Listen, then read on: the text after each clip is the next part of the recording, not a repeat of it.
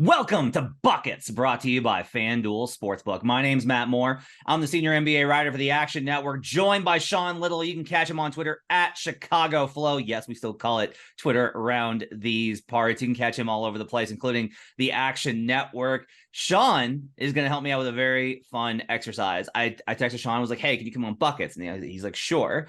And I asked Sean, I was like, okay, I want to do, quote, teams we're absolutely ruling out of betting on the Title for. So this episode is built around the idea not of giving you best bets. I'm giving you the opposite of best bets in this episode, which I know Matt Mitchell will love, my producer. We're gonna do bets that you absolutely 100% should not make. And the idea is, if we rule out a shit ton of teams, we should be able to find some teams that, okay, I really felt like there's some value there. So we're going to circle in on that. We'll go through we'll knock out the obvious ones. We'll get into the nitty gritty of some of the ones that are kind of on the borderline. I got some numbers. Everyone loves numbers. That's a lie. I got some numbers that I'll spit at you to get started and everything. But first, I need to tell you that everything we talk about today can be found in the award-winning Action Network app. It's the best way for you to track your picks. You have the second information where the bets and money are coming in on. There's a betting analysis tool that you can find under the My Bet section, which is going to be able to tell you things like, if you're wondering, not just tracking day by day, but if you want to know, how did I do on this bet this season? How am I doing this calendar year, which is something that I've got set up in there. If you want to know, how am I doing on this sport with over-unders versus spreads, you can track all of that stuff in the Action Network app. So make sure to download the Action Network app today, right now, as you're listening to this here podcast, unless you're driving, in which case you should get where you're going and then do it. But after that, in the parking lot before you go into work, make sure you download the Action Network app. All right, Sean. So there's a lot of ways that we could start here. One thing that I looked up in my nerddom was I went to StatHead on Basketball Reference, and I basically looked up, they've got a really neat new filter on there, which is you can actually filter out by how they ended their season, like what round they made. So I actually looked at conference champion. I said, look, if you make the finals, right, then you had a chance at winning the title. There are some exceptions to that, I would say. This year's Miami Heat. But in general, I think that that's a pretty good bar to kind of look at and start from. The lowest in the three-point era since 1979-80 season, the lowest win percentage is 49% with the Houston Rockets in 1981. After that, we're talking about the 2023 Miami Heat, who had the second lowest winning percentage of any team to win their conference. So as a result, I have kind of said, like, look, let's throw out the outlier of outliers there, with Houston being a sub 500 team that made the NBA finals. And we're going to start at like 53%. You got to be 53% or better in order to win, to be able to be like a realistic shot of winning the NBA championship. So we can kind of start there as like a baseline consideration for what should happen. Now, this isn't previous year, right? So we don't know what the teams are going to end up with. But by that metric, if I use my power rating to establish an overall expected win percentage, then here's what we come out with. I will go ahead and I will eliminate from this list the Houston Rockets, the San Antonio Spurs, the Portland Trail Blazers, the Washington Wizards, the Detroit Pistons, the Charlotte Hornets, the Toronto Raptors. Sorry, but yeah, with a win total of 34.5, I think you got to go ahead and get those guys up on out of here. I'll go ahead and I'll remove the Orlando Magic. I'll remove the Utah Jazz. This is where it gets tough. There are two teams have got 52%, which are the Pelicans and Nets. Do you want to keep either of those teams off of our do not bet list? The Pelicans and the Nets. Yeah, I mean, I'm not betting those guys to win the title. I think there's so many questions still around the whole Zion situation in its entirety that's obviously the big question there. So yeah, we could take those guys off the list. I think there's some other spots where I would look before I looked at the Nets or looked at the New Orleans Pelicans. Yeah, I think that the easy way to say it with the Pelicans is there are ways to bet the Pelicans. Title's probably not it. We probably don't want to look at title or even conference. Like, we don't want to look at those futures for that team. We've got better value on division and win total, which we bet last year and did not hit on. So I'm excited to do that again. That's going to be fun when we get to that point in the season. So those ones are obvious. I will ask you the other end of this perspective. Are there teams that you're just like, what are the teams at the top that you're like, I cannot put them on a do not bet list? What are the teams that I'm like, if you want to bet these teams to win the title, that's fine. What do those teams look like for you? Yeah, I mean, we're already back here on the mic, and the first team out of my mouth, of course, is the Boston Celtics. If you want to do it and you want to go put your money on those guys that are loaded, that this is one thing I will say about championship contending teams. This comes for me for football, basketball, whatever I'm looking at long term. There needs to be zero to minimal noise surrounding culture and star players and what they have going on. A perfect example of that actually is the Pelicans. There's always questions around Zion. I'm never looking at the Clippers because there's always questions around Kawhi Leonard. PG has been a little more consistent, but they've had a lot of injuries, right? So I want all noise to be coming about additions to the team, schematics, how they're going to attack, how they match up with different teams. I don't want to hear any off the court stuff. Like Philly, I loved what they did last year. I know Embiid is getting a lot of heat here in the offseason for different comments and how he closed the season. And we know he didn't look the best to close that Boston series. But depending on what happens with Harden, it's a big question mark around that. I have to avoid that as well. But there's teams that are pretty quiet. Like Phoenix, we don't want to there's a lot of question marks there because it's brand new. But like Boston overall, Tatum is going to be back. Jaylen Brown, if there's one thing I do want to see with this Boston team is how Jaylen Brown's going to deal with this criticism he's had about not having a left, about being the highest paid player in the NBA, and how he's going to come out with that. He could easily just kind of like tell everyone to fuck off. I am the highest paid guy and I will be the second fiddle, and I have no problem doing that, and we'll win a lot of games, and we may potentially come up short again in the playoffs, and I will continue to turn the ball over at an alarming rate. Or he can show up with a very focused, prove everybody wrong type of mindset and works on that left hand and going left and shows in every opportunity he tries to prove to people that, yeah, I can go left, I will go left, and I'm an improved player. So I'm excited to see what's going on there. But yeah, if you want to put money on the Boston Celtics right now to win the title, I can't. As much as I hate that the culture and how that was last year, it's a new year coming up. I can't tell you not to bet the Boston Celtics. So that would be the number one team for me. I can tell you that you shouldn't bet the Boston Celtics right now. They're plus 470, highest odds at FanDuel Sportsbook. You are never getting value when you're betting the preseason favorite. Like you're just never, because the NBA season is too variant. And in a month, it could be like, oh, Jason Tatum's going to miss a month of time. If news comes down that Jason Tatum's going to miss a month with an ankle injury or a slight knee sprain or something, guess what? Yeah. I'm going to wait. Like I'm the minute that line moves down, I'm hitting it. Like that's when we're going to bet it, is like these short-term injuries the market has to react to because it's going to impact their win total, which impacts their projected title line. So like there are better times to bet it. But if we're taking like the purpose of this exercise is to figure out who we're not going to bet, we can't include the Boston Celtics in the team. Like they have to be a team that it's like, no, we get it. I will include the Denver Nuggets. That's the other team that I think that we can probably look at as a number 2 option on the board. Now, sure. I have the Nuggets considerably lower this season. I have them I've already bet their under. That's in the Action Network app. I'm probably gonna bet a little bit against them in the division. I'm probably gonna bet a little bit against them on when the conference seeding line comes out.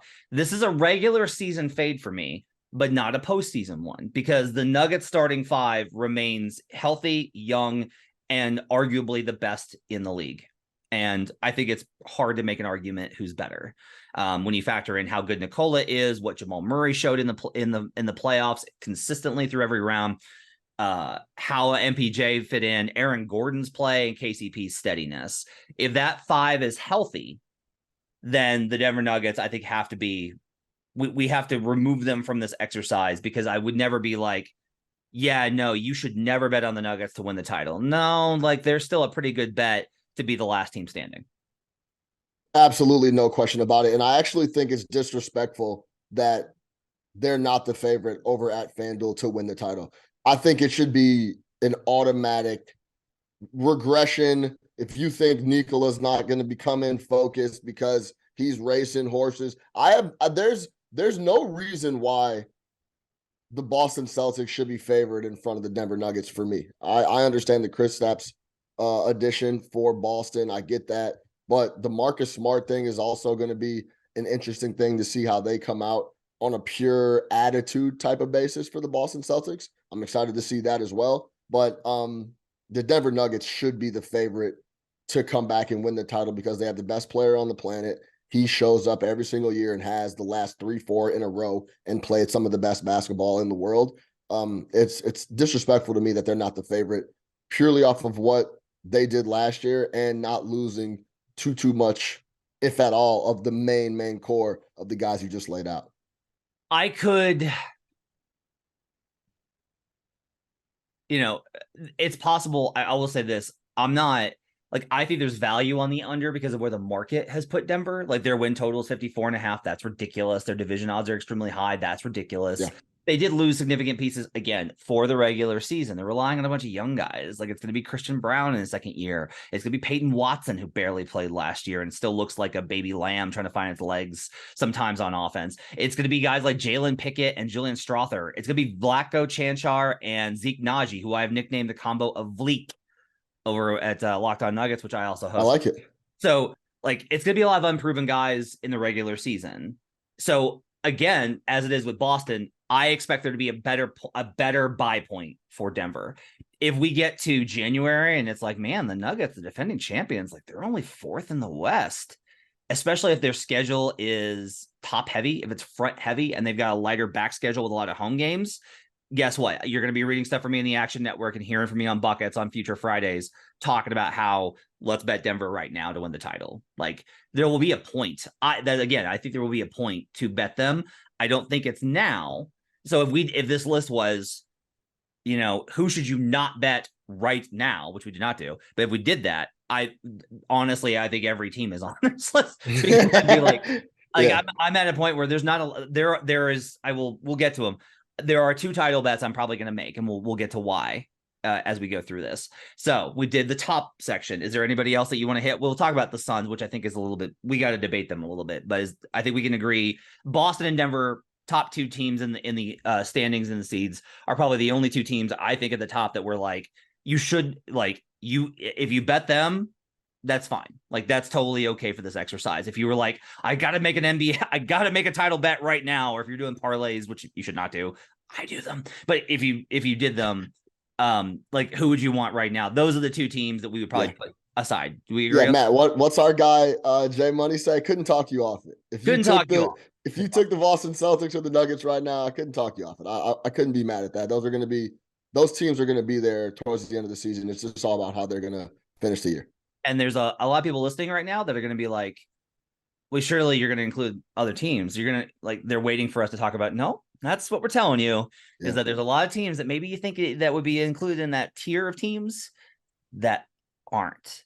But we're going to pause there. We're going to flip back down to the other side. I want to flip back down to the bottom of this because I did this by like my projected win percentage, and there are some more teams that I want to go ahead and eliminate. I am as high on the Indiana Pacers this season as I can be on any team. I thought all of our crew last year was too early. The over did hit very easily, but this is a year where I think that they're going to go even way over that. I'm going to be very strong on the Pacers all throughout the year. They're not winning the title. We can go ahead and push them out.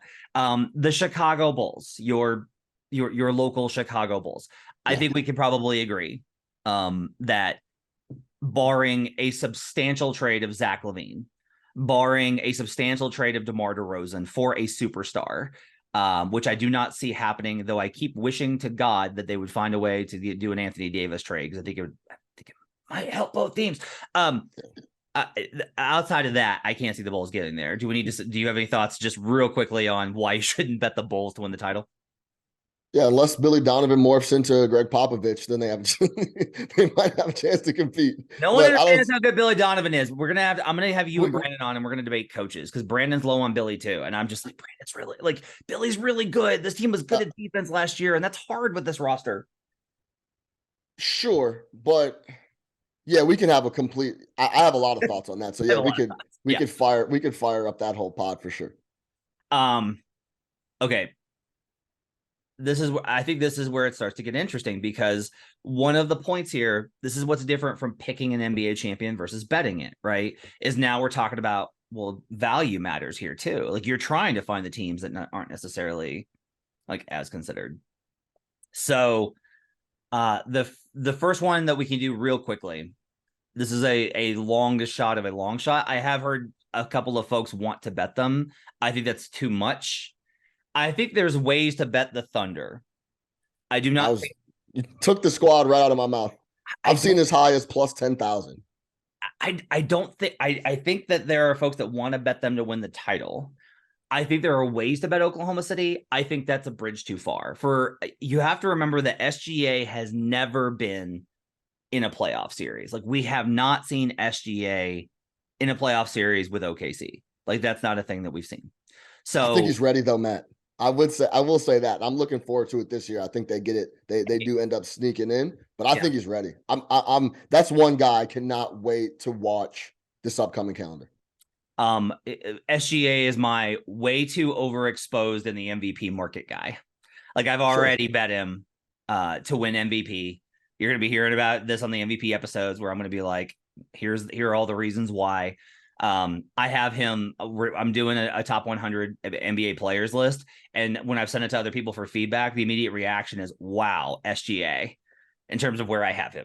So I'm with you, but we're still talking about, like, who's the second best player on the Thunder? It's gonna be Chet Holmgren, rookie, right? Who's the third best player? Jalen Williams, second year player. Who's the third best player? Josh Giddey, third year player. Like, it would be one of the youngest teams that we've ever seen in this position with no veteran help. They do not have veterans on the roster to help. So I think we got to say that. Would you agree that it's a fun bet, but probably we should remove them? Yeah, they're not gonna. I wouldn't bet them to win the title. I will say this. I've seen as high as plus 10,000. That number, I don't believe, is going to be around for very, very long. If you do want to have some fun, I think as we get closer to the season and when it starts, we're going to start seeing that number at plus 6,000, plus 7,000, plus 5,000, something like that for the Thunder. So, yeah, if you're jonesing for some NBA future title action, the Thunder at plus 10,000, I think, is a very, very interesting fun long shot spot. In that same tier, I'll go to FanDuel. I have them higher. This one is a little bit interesting, and it's the Minnesota Timberwolves. This is their 85-1 to win the title right now. I'm going to be pretty high on the Wolves this season. I've upgraded them considerably. I'm actually going to tell you, Sean, I personally think that this is a team that I will not put in the do not bet category. And I understand that the Wolves have never won an NBA title. They've never made the finals. They've never had anything serious, and that they are a laughing stock because of the Rudy Gobert trade. I understand all that. We need to look at last year's performance and where they were at. And then we need to consider that Karl Anthony Towns missed from November all the way until mid-March.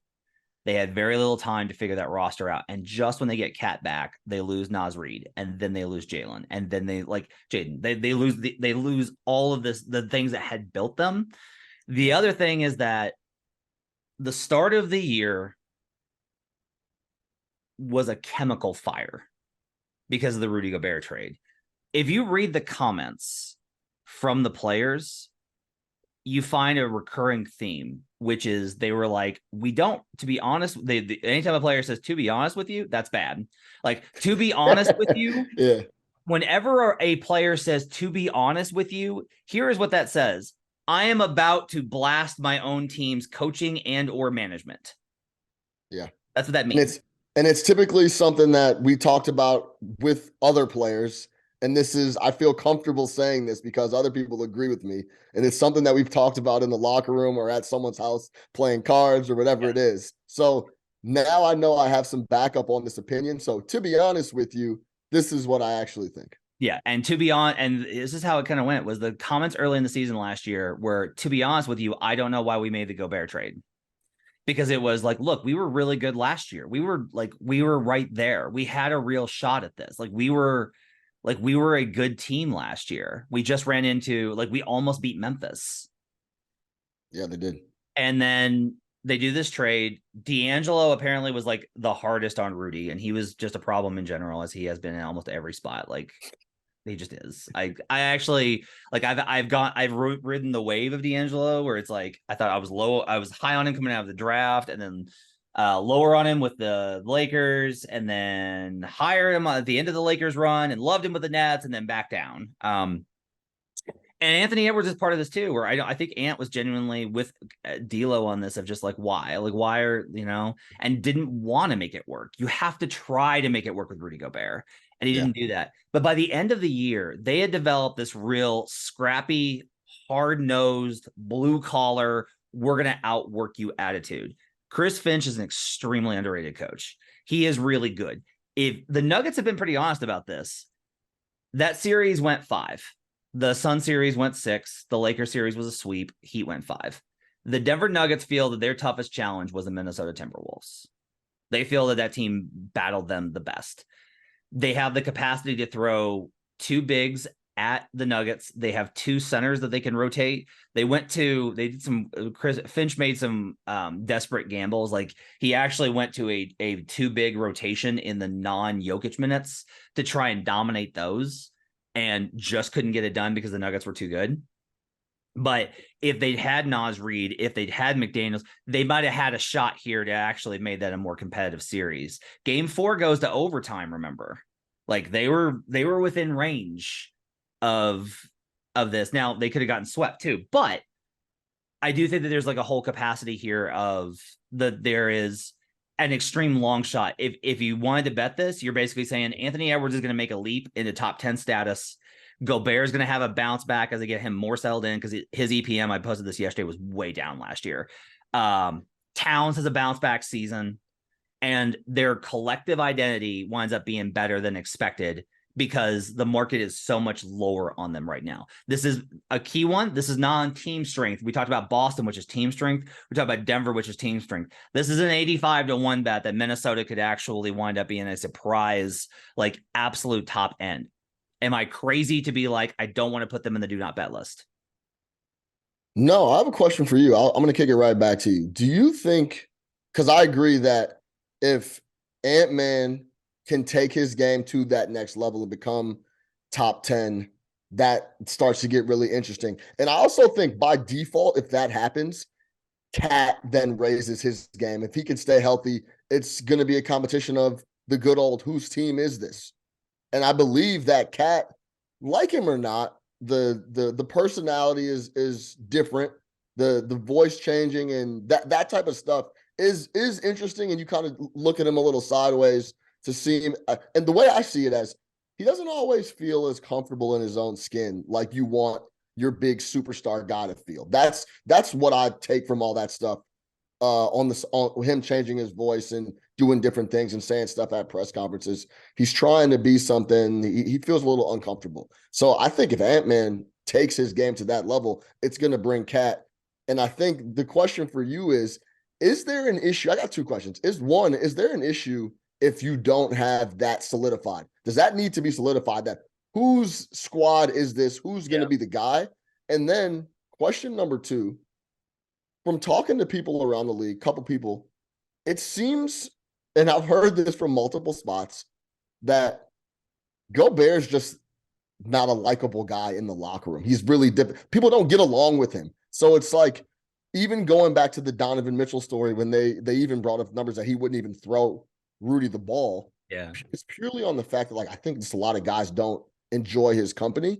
So that type of thing worries me. But like you said, as bad as Denver finished the year, Minnesota looked great coming down the stretch, and they did have a little bit of identity. So do you think that's an issue that they got to kind of determine whose team it is and then have said person lead them to kind of get them to a spot where they can knock off and maybe win a series or 2 in the playoffs? I think you're absolutely right that they got to figure out. They have to determine that this is Ant's team. It's got to be Ant's team. And Cat can have extremely successful career if he transitions to what LaMarcus Aldridge was with the Blazers. And that team was God, really, that's such a good comp. That's the perfect comp. it was really good when it was Dame and LMA. Like those teams were really good. The Minnesota Timberwolves have said that they are not trading, that they have not pursued trading Karl Anthony Towns. They've said that. Other teams around the league are like, okay, sure. Like the impression I've been given is he's very available. So like it wouldn't, if you told me that Cat was traded before training camp, I would not be shocked. I wouldn't be stunned. I would be surprised. I'd be like, okay, they found a deal that worked for them. At the same time, the Rudy Gobert thing, I think, is mostly, this is where Mike Conley helps to just be like, it doesn't matter. He's on roster. He's making 35 mil a year. He's not getting traded again. Us not wanting to like, and he'll talk about how like we hurt ourselves in Utah because we did not trust him. They started trusting him more last year. And honestly, as a guy that has killed him for his individual creation skills, he worked. This is one of the things I admire the most about Rudy. All the limitations I've ever criticized him for, he works to get better at them for, not because I criticize them. He recognizes them and he works to get better. Yeah. Can't do anything but drop, work to guard better in space. Can't switch, work to get better on switches. Like he's worked to get better at all these areas. The question is going to be, I think, age and whether or not he can be like, can he really resolve himself in these next couple of years with a big man body to be good enough? Let's hit a couple of these real quick. Yeah. Hawks I like a lot, and I'm very tempted because of Quinn Snyder, but the loss of John Collins without replacement value keeps me off of them.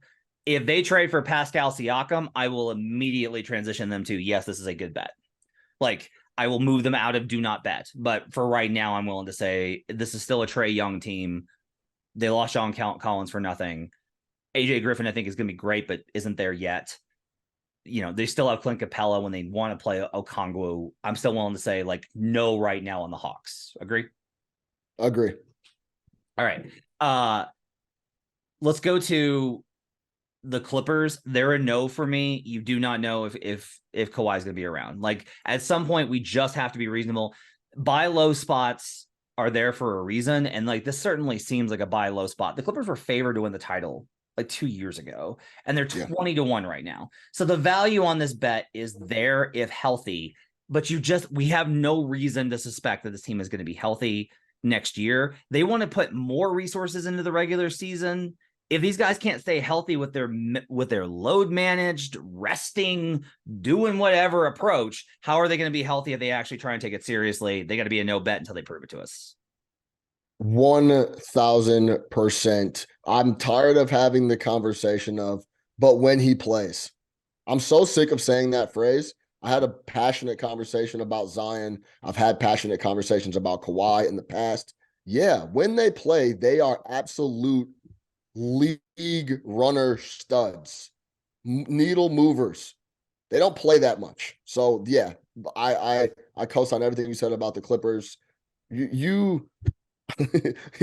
don't take the regular season seriously, but there has to be a stretch of really good ball that we see that you're ready to go into the playoffs. And it's tough when the inconsistencies show often with the Clippers. You can't just show up and figure it out. You got to have something that you know how to do. You got to know who you are. Absolutely. I'm going to skip over that team and come back to them. Kings, I think, is a pretty easy one. I think the Kings are really fun. I think the Kings are really interesting. They didn't get any better. Like this team didn't get any better. Maybe Fox improves, maybe Sabonis improves, but I don't see any scenario. Their best shot was this year when they had an easier side of the bracket and they lost that game 7. Maybe they get that game 7 and then maybe they match up better with the Lakers. And, maybe they give the Nuggets some trouble in the conference finals. We talk about them differently, but they didn't. They couldn't get past the Warriors in a really down year. So for me, the Kings got to be out. I agree. I got a couple points on the Sacramento Kings right now, sitting at right around plus 5,000, 55-1 to win the title. This is a league pass team. Phenomenally fun team to watch.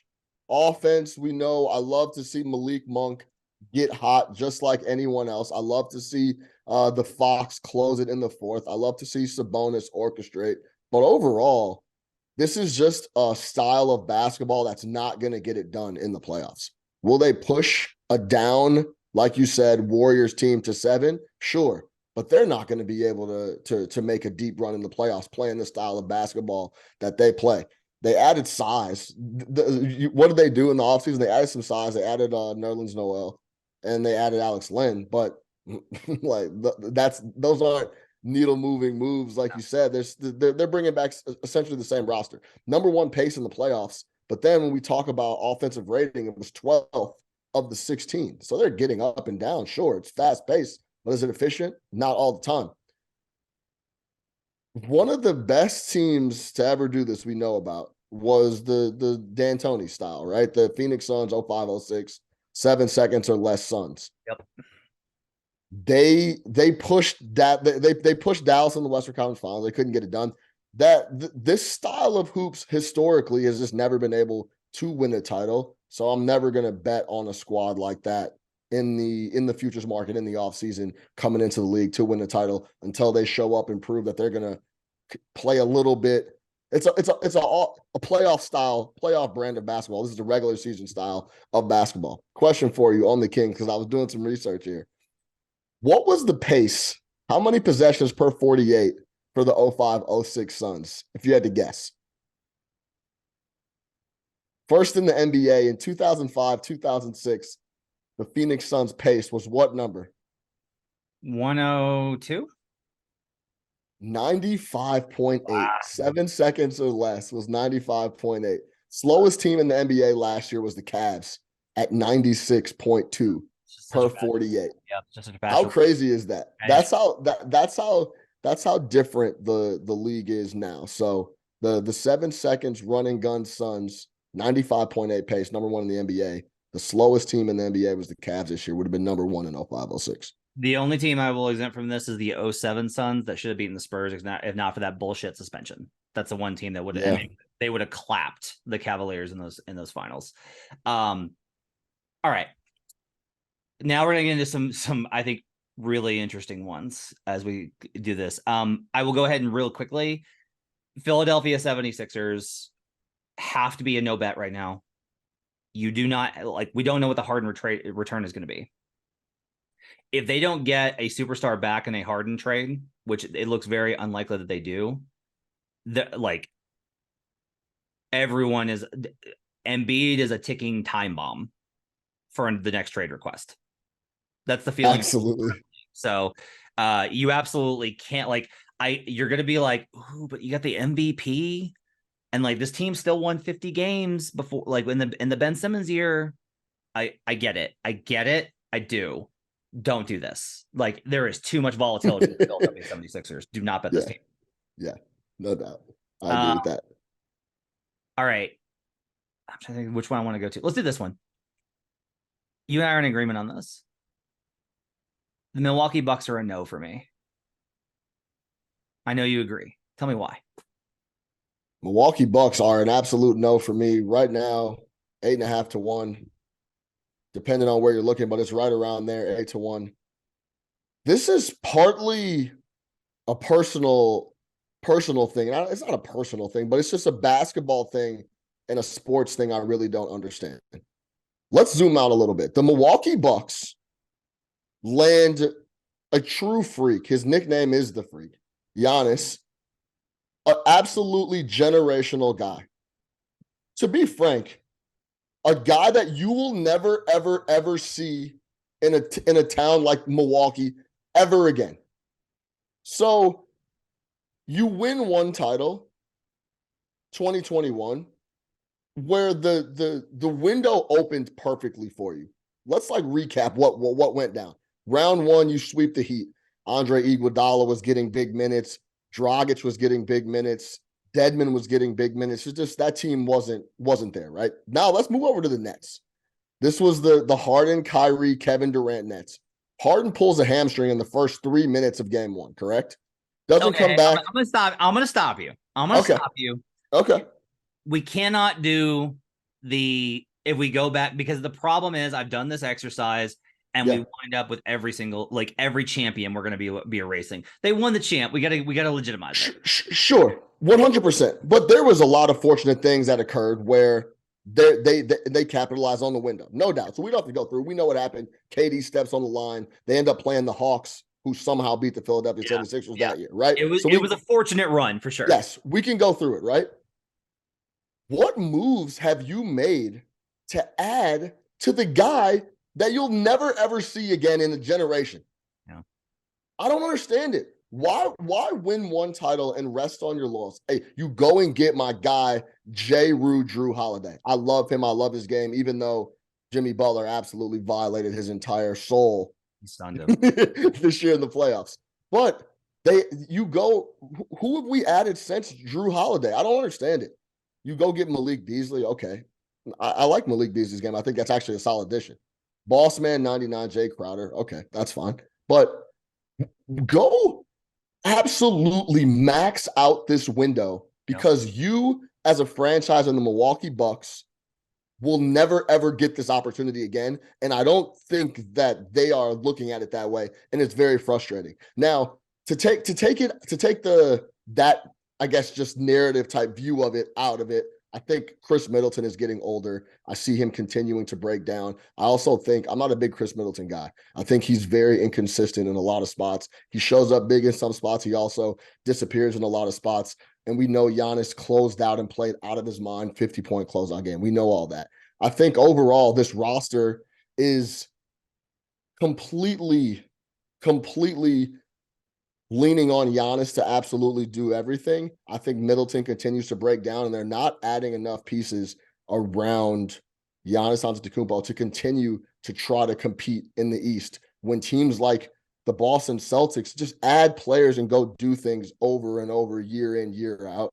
So especially at an 8.5 to 1 number, 8 to 1 for the Milwaukee Bucks, I'm absolutely ruling them out to win the title. They're not giving Giannis enough support, and it's very frustrating. The original sin was not keeping PJ Tucker. Yeah. Is that they said, look, with a luxury tax, is PJ Tucker worth $34 million on like an $8 million deal based off of, or whatever it was, based off of the price. Yeah. But the problem is that by letting him walk, you lost an asset. You could have traded PJ Tucker to get, and the other thing that really honestly hurt them, what really hurt them was not capitalizing on the 2022 run. They got, like, Chris gets hurt, they lose to the Celtics. I will always say they beat that Celtics team if Chris is healthy, and I think they beat the Suns and they win the title. Okay. Or I'm sorry, that's the Warriors. I think they beat the Warriors and beat the title. After that, they needed a step back to go forward year. And you can still contend. This is like what the Chiefs did this year, right? Where it's like, look, Tyreek wants all this money. It doesn't make sense for us. We're going to trade him. We're going to get these assets. And everybody's like, oh, they're taking a step back. And then they win the Super Bowl. You try and do that kind of approach. But what you needed to do is you needed to recoup some of those 5 picks that you traded for Jrue. You need to be able to get first round picks that you could then move at the deadline to try and acquire something. They didn't do that. And so now they're really up against it. There's no depth on this team. There's none. The starters are Giannis and a bunch of 32-plus-year-olds. And then the bench is nothing. Like there's no depth there. Like Grayson Allen is the only starter that's not over 32. And then Grayson Allen is a guy that a lot of Bucks fans I know are like, I would really like the team to move on from him. Yeah. Marjon Beauchamp. Bobby's solid. Yeah. Bobby's solid. I love Bobby. But Bobby can't hold up a unit, Yeah, exactly. 100%.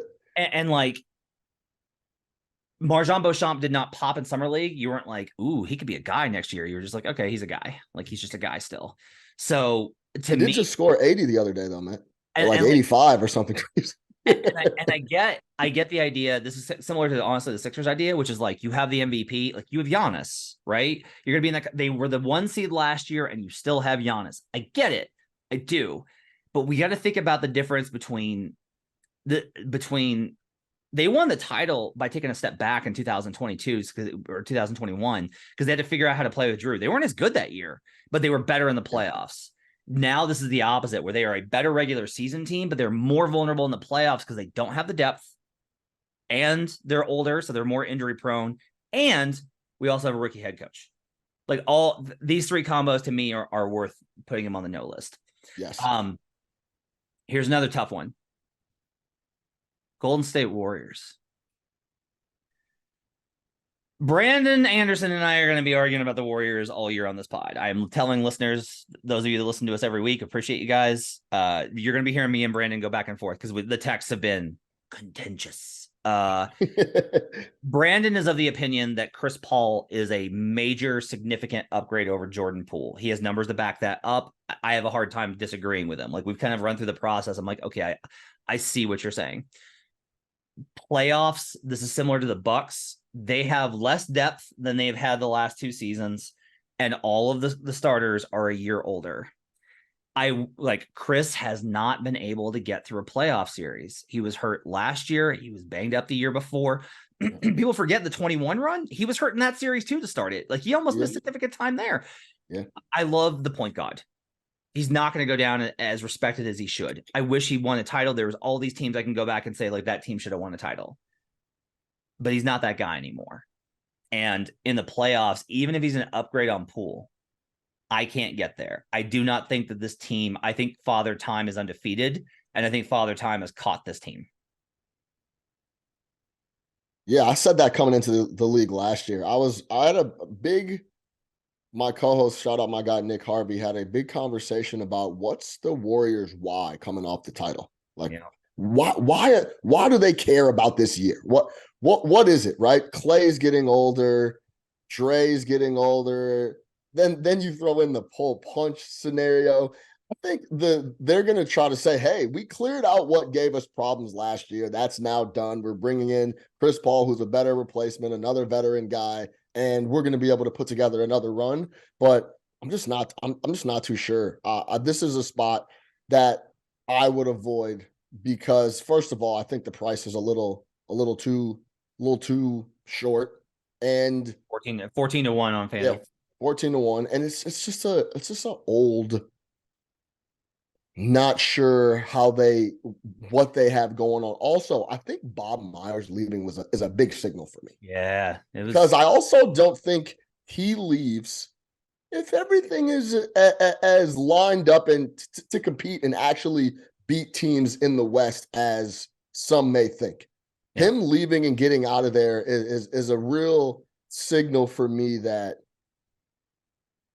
this is all coming to an end, I believe. Yeah. I have to put a team in the yes category.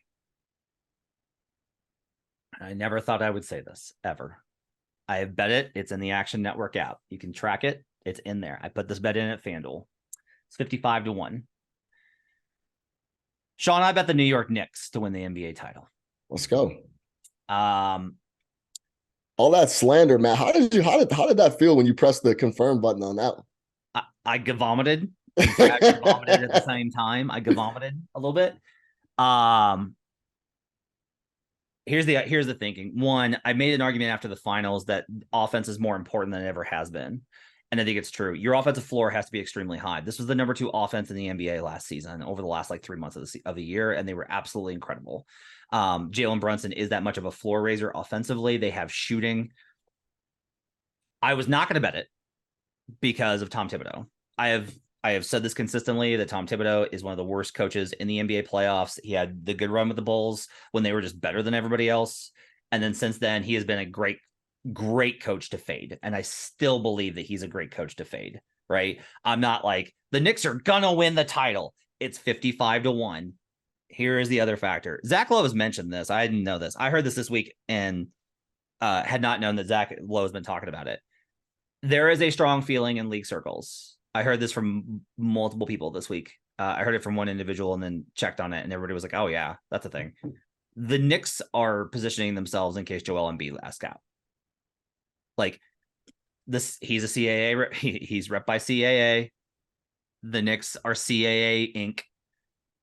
There is a lot of reason to believe that those teams, that they will be the number 1 suitor if they don't get good return for Harden and Embiid's like, all right, I'm out, then it's probably New York. And that would obviously shift things dramatically. Now, do I want to bet on Embiid to win the title after how much I've slandered the man? Not particularly. Do I think that he still can't handle a double team? Yes, I still believe he cannot handle a double team. Does this roster help him more than last year's team in those weaknesses? No, it does not. They're not going to be a better defensive team than the Sixers were.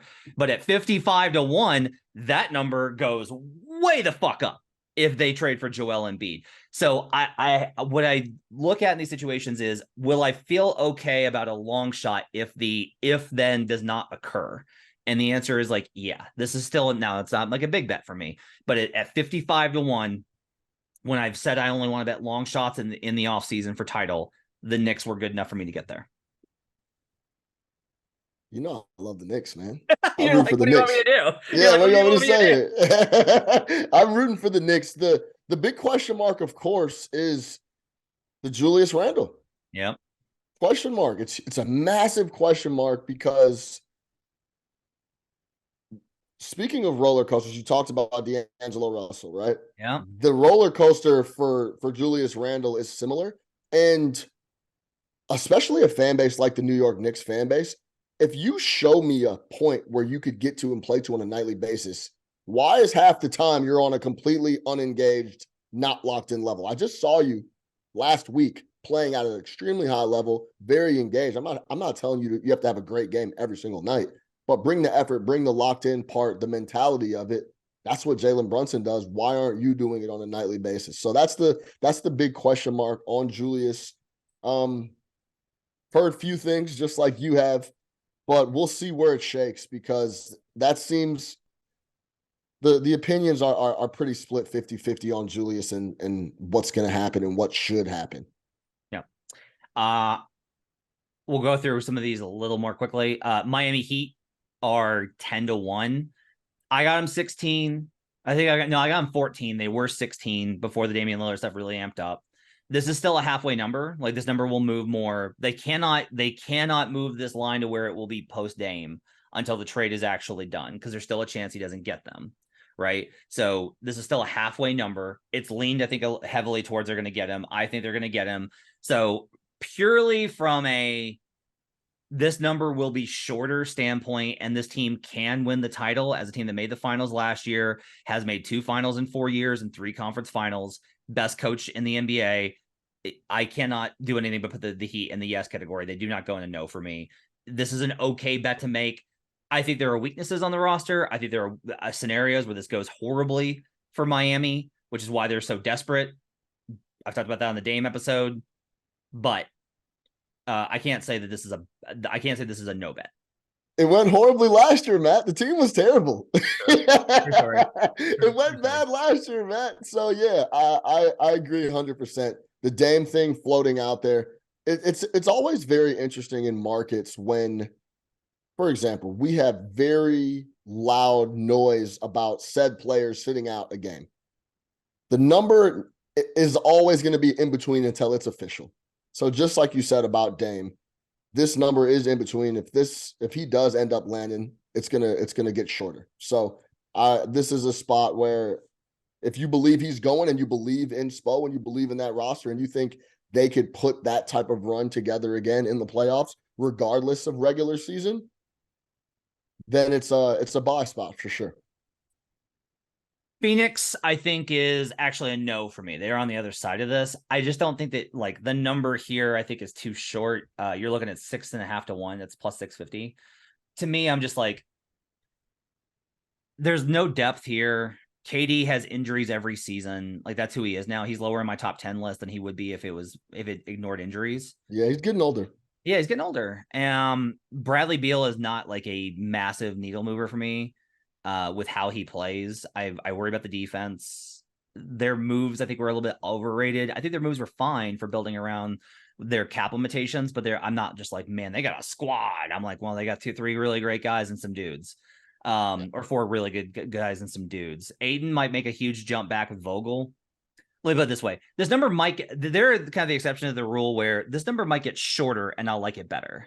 Like, this may get to like plus 400, plus 350 when the Suns are just kicking the shit out of everybody because Vogel's gotten through to Ayton.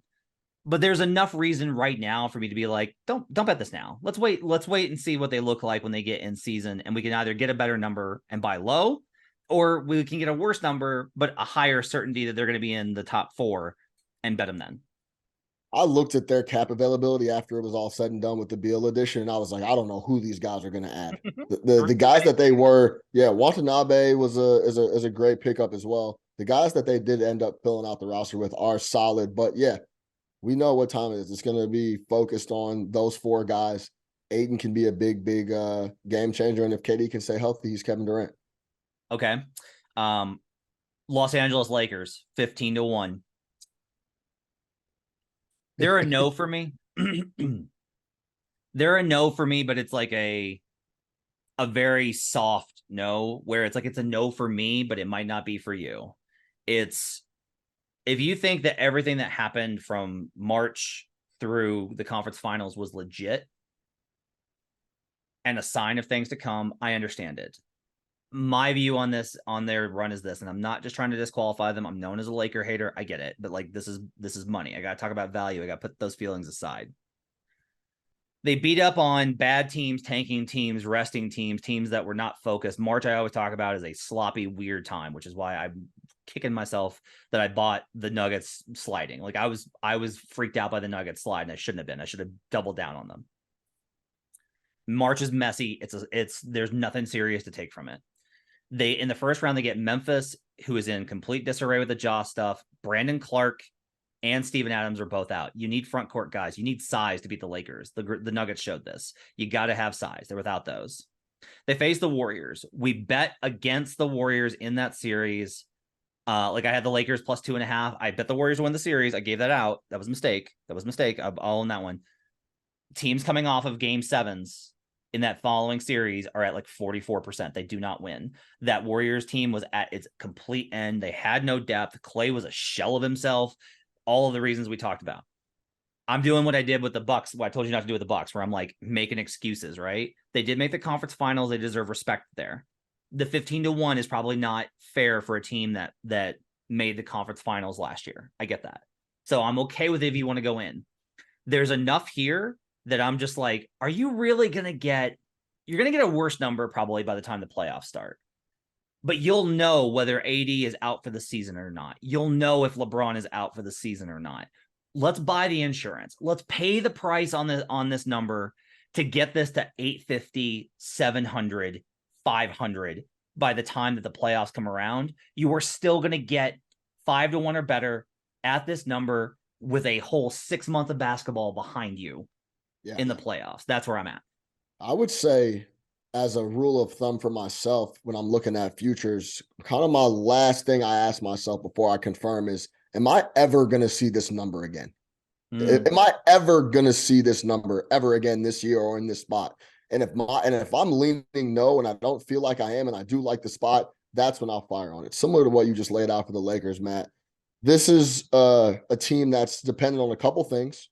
How LeBron's going to look, even though he didn't look like he missed a beat at all. Year, whatever it is, 20, going to be 21 here. So, but the AD is still a question mark, of course. So if I have an opportunity to watch a ton of basketball and see how a lot of these other teams look in the West as well. Dallas, is Luka going to be in tip-top shape like we hope to see him? There's a lot of other, how is Phoenix going to look? That's going to affect the Lakers number as well.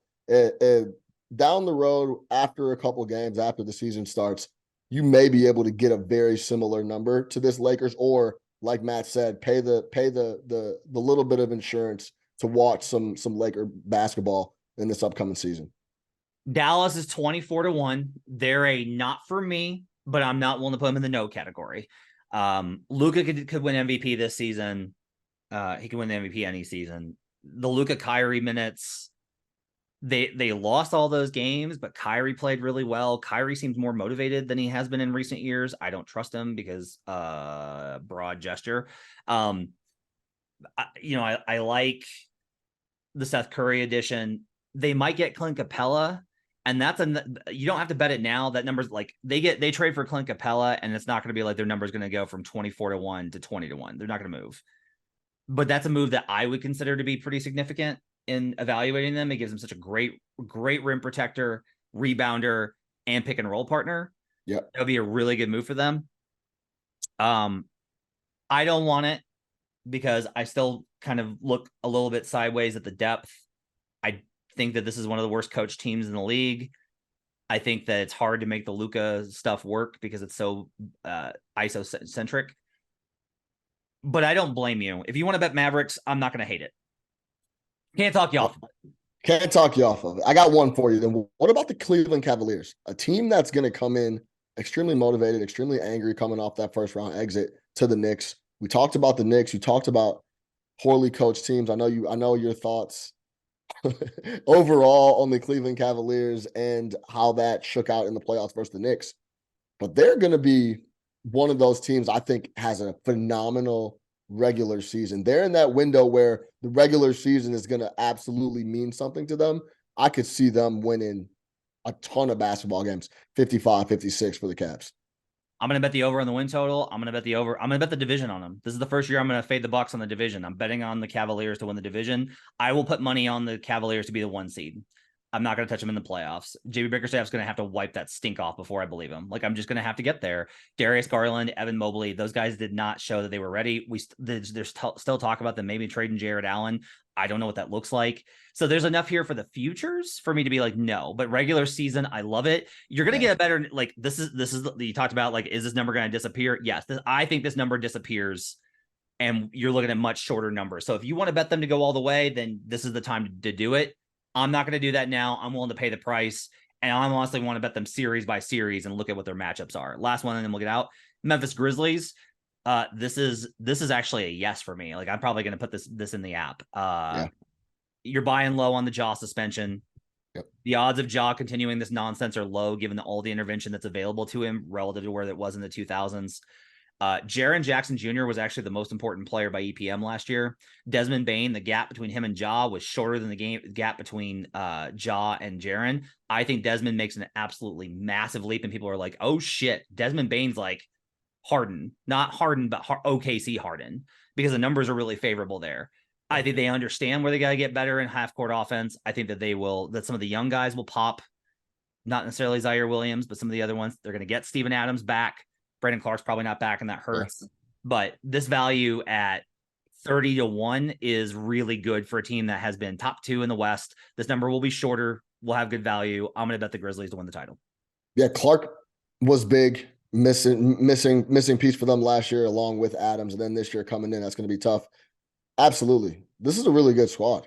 Yeah, Bane missed a ton of games last year as well, and he is probably not talked about enough with how well he kind of fits with Ja and how they want to play basketball.